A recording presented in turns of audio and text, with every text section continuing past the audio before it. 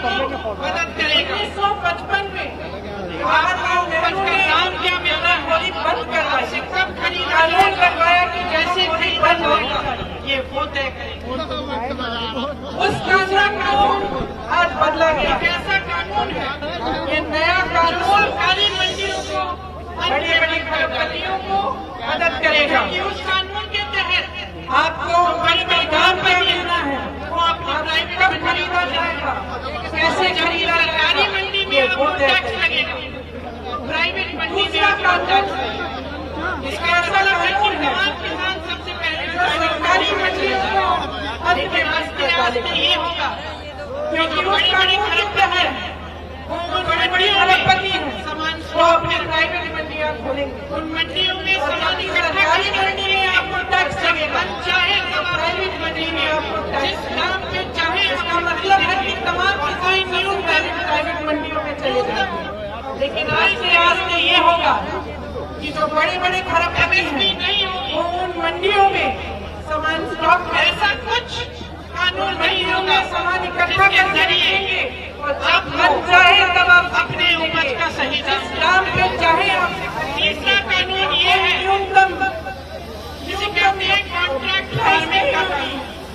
इसका मतलब है एमएसपी नहीं होगी, ठेके पर आपके साथ ऐसा कुछ कानून नहीं होगा। इसके जरिए आपको अपने उपज का सही दाम इस दाम में 25। तीसरा कानून ये है सब गेहूं उगाइए, जिसे कहते हैं कॉन्ट्रैक्ट फार्मिंग का कानून। आपको हम इसका मतलब है कि ठेके पर आपके साथ आएंगे योजना सब इस पर निर्भर हो रही। आप एक बड़ा अरबपति आ सकता है, करोड़पति आ सकता है और कहता है कि चलिए आप इस गाँव में किसान है, ठीक नहीं है, मुझे चाहिए, सब गेहूं उगाइए, सब उसी पर निर्भर होगा। आपको हम 30 रुपए का जो 3 कानून है आज में जब आप तीनों उगाएंगे तो सब तरह से बनेगा कि वो आपसे उगेगी। सरकारी मंडियां बंद होंगी, 20 रुपए का दाम देगा, समय पर मूल्य बंद होगा, नहीं मिलेगा, आपसे कह डालेगा कि वो गेहूं पूरी तरह से ये नहीं जमाखोरी, सब उसी पर निर्भर होगा। इसका मतलब है कि किसान को ये जो 3 कानून है झुकेगी। ये तीनों कानून करोड़पति इस तरह से बने गए अरबपतियों की सरकारी मंडियां बंद होंगी, न्यूनतम समर्थन मूल्य बंद होगा, नहीं मिलेगा आपको, प्रधानमंत्री पूरी तरह से चुनाव में जमाखोरी होगी। इसका मतलब है कि किसान की आवाज झुकेगी, खासकर से बड़े बड़े करोड़पति बड़े अरबपतियों की आवाज बुलंद होगी। उन्होंने कहा था कि सत्ता में आते ही आप 15 दिन बाद प्रधानमंत्री मोदी जी ने बजाय चुनाव में कहा था जो करने का बकाया है तो ब्याज समेत जो करने का बकाया है, जो खास करके दिन नहीं पश्चिमी उत्तर प्रदेश में समस्या है, साल में हल करेगा। लेकिन उन्होंने कहा था कि सत्ता में आते ही 15,000 करोड़ का आपका बकाया, 15,000 करोड़ रुपए का जो करने का बकाया है 2,000 समेत आपको देंगे। तो नतीजा क्या होगा? 16,000 रुपए में खरीदे गए, महीने हो गए, साल निकल सोच सकते हैं। लेकिन गन्ने का बकाया समाज में कितना वजन है? 15,000 करोड़ का आपका बकाया मिलेगा। नरेंद्र मोदी जी के 2 हवाई जहाज, जिससे दुनिया भर में 2 हवाई जहाज 16,000 करोड़ रुपए में खरीदे। दिल्ली में संसद भवन की सुंदरीकरण के लिए आप सोच सकते हैं रुपए सरकार के कि इनकी जबान में कितना 20,000 करोड़ रुपए का सुंदरीकरण आपका बकाया मिलेगा। 16,000 करोड़ रुपए के 2 हवाई जहाज खरीदे, जिससे दुनिया भर में 10,000 करोड़ रुपए का क्या किया इन्होंने, आपको नहीं मिला। दिल्ली में संसद भवन की सुंदरीकरण के लिए 20,000 करोड़ रुपए सरकार के रखे। बातों की 20,000 करोड़ रुपए का सुंदरीकरण, 16,000 करोड़ रुपए के 2 हवाई जहाज, छोटा सा दिल है और आपके 15,000 करोड़ रुपए का बकाया आज तक आपको नहीं मिला। किसान का दिल नहीं समझ लीजिए, किसान का दिल बहुत नहीं आपने इस देश की धरती के मूल धरती को सींचता है।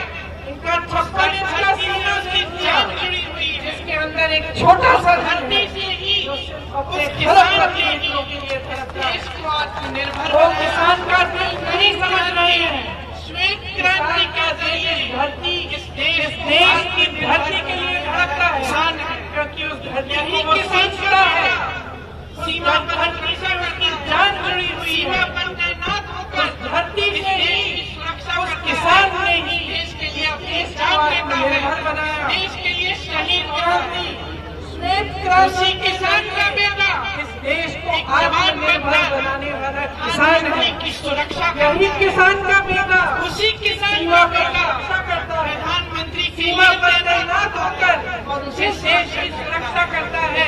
प्रधानमंत्री अपनी जान देता है, देश के लिए शहीद होता है, रोज अपमान कर रहे हैं। उसी किसान का बेटा एक जवान बनकर प्रधानमंत्री की सुरक्षा करता है। उसी किसान का बेटा प्रधानमंत्री के लिए तैनात होता है और उसे सुरक्षा करता है। लेकिन ये प्रधानमंत्री किसान का दिल नहीं पहचान रहे हैं, किसान का रोज अपमान कर रहे हैं। संसद जितने भी पार्टी के लोग हैं, जितने भी मंत्री हैं, रोज कहते हैं कि किसान नहीं बैठा, किसान आंदोलन नहीं कर रहा है, ये सच्चा आंदोलन नहीं है, ये आतंकवादी आंदोलन कर रहा है, द्रोही है।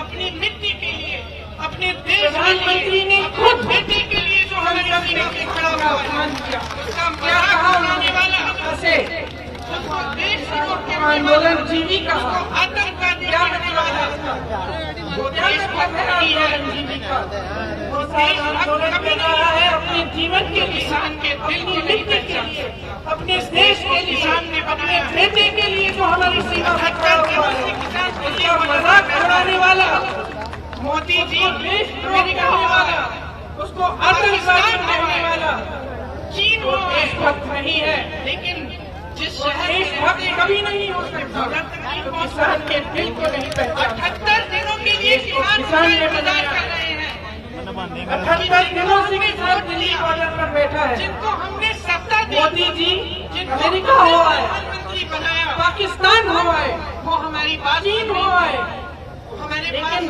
जिस शहर में रहते हैं उसके बॉर्डर तक लेकिन वो नहीं आए। 78 दिनों के लिए किसान इनका इंतजार कर रहे हैं। जिनको हमने वोट दिया, जिनको हमने सत्ता दी, जिनको हमने प्रधानमंत्री बनाया, 15 किसान शहीद हुए, वो हमारी बात सुनेंगे, उनका आदर करेंगे, उनका अपमान किया, लेकिन वो नहीं आए। उल्टा लेकिन संसद में खड़े होकर पेच डालता है। उन्होंने मजाक उड़ाया, जो हवाई मंत्रियों ने अब शब्द बोले, LIC, BSNL, जो 215 किसान शहीद हुए, उनका आदर नहीं किया, उनका अपमान किया, को पेच डालता है।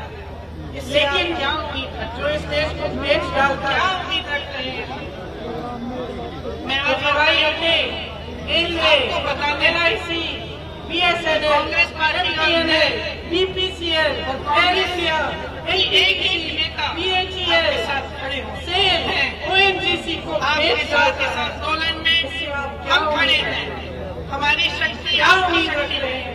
लेकिन मैं ये भी बताने आया आज यहाँ आई भाइयों, आपको बताने जिससे आप कांग्रेस पार्टी और मैं और कांग्रेस की एक नेता आपके साथ खड़े हैं। आपने राज देख लिया, आपके साथ इस आंदोलन में हम खड़े हैं, बन जाइए, हमारी शक्ति आपकी समझ लीजिए कि सच्चाई क्या है। भी बताने आई हूँ जब ये आपसे बड़े बड़े वादे करते हैं जिससे आप उम्मीद रख रहे हैं, वो आपके लिए कुछ नहीं करेंगे।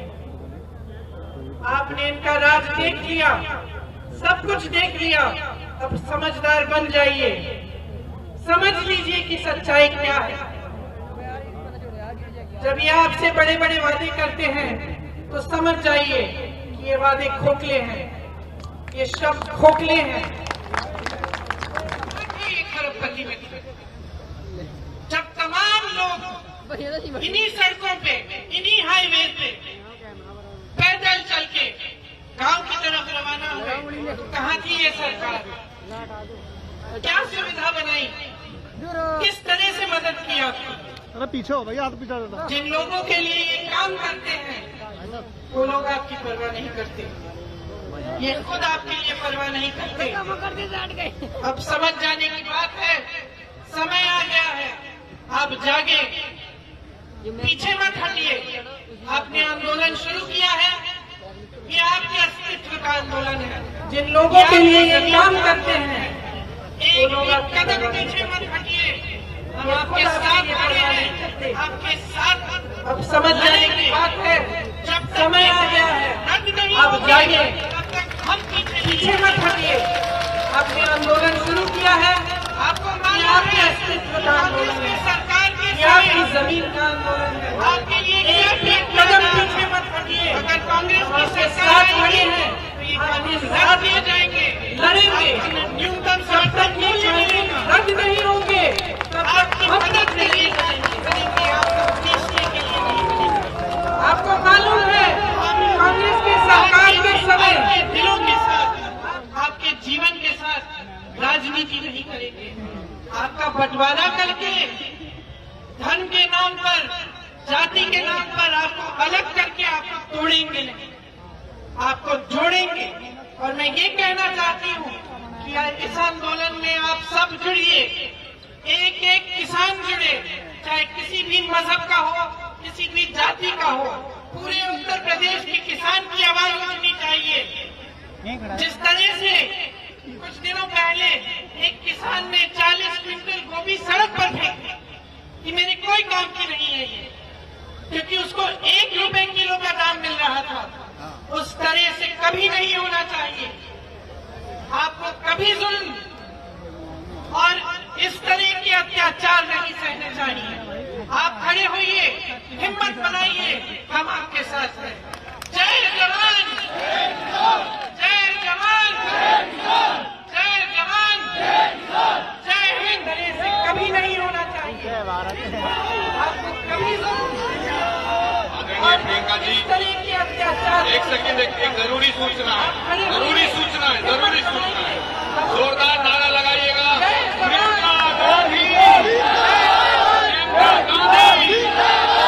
एक जरूरी सूचना ये है, आदरणीय प्रियंका जी शाकुंतली देवी का दर्शन करके आई हैं और हमारे बीच में अखाड़ों के प्रतिनिधि महामंडलेश्वर स्वामी भूपेंद्र गिरी जी सूचना लक्ष्मी की चुनरी लेके आए हैं।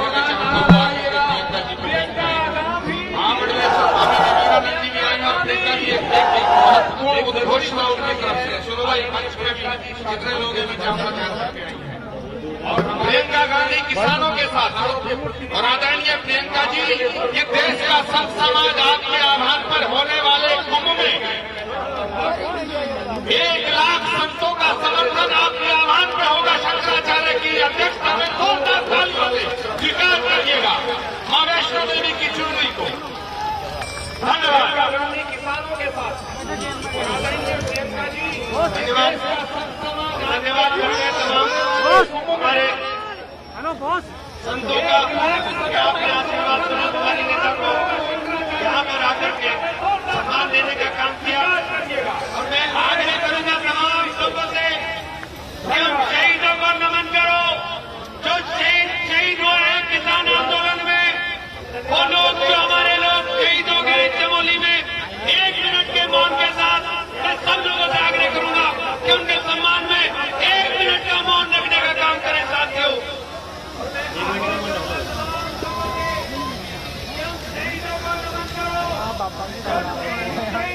किसान आंदोलन में वो लोग जो हमारे लोग शहीद हो गए चमोली में, 1 मिनट के मौन के साथ मैं सब लोगों से आग्रह करूंगा कि उनके सम्मान में।